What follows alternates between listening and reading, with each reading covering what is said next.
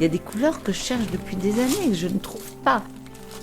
Je veux cette couleur qui exprime à la fois la fraîcheur de la lumière, la chaleur, mais il n'y a rien de plus dur que de trouver le rapport exact entre la chaleur et la fraîcheur.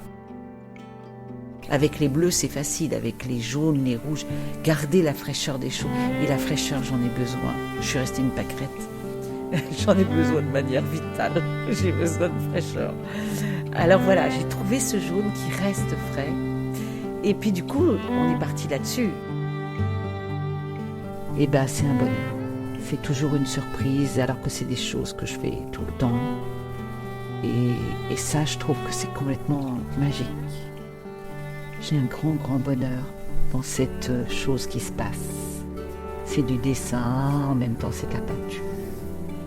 Et puis on va au bout de quelque chose, au pinceau. Voilà.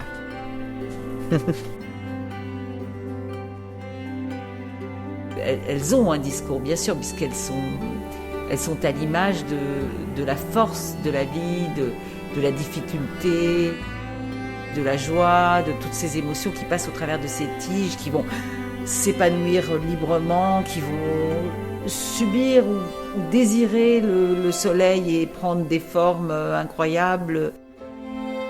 Donc elles sont en connexion complète avec la vie, elles sont à l'image de la vie.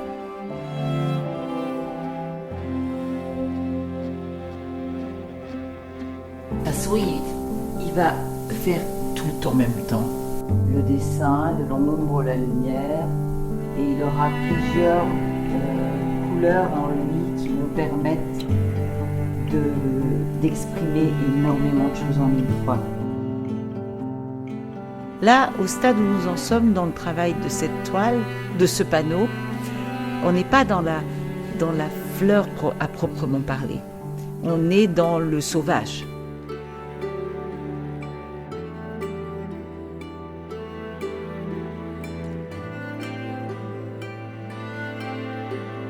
Elles sont vivantes. Quand j'en peins une toute seule comme ça dans l'atelier, j'ai un rapport à elle complètement sensuel, complètement vital. Au début, j'avais même besoin de les toucher avec ma bouche pour comprendre leur matière, la peau de la fleur, comprendre comment j'allais le traduire avec mon pinceau. C'est très émouvant.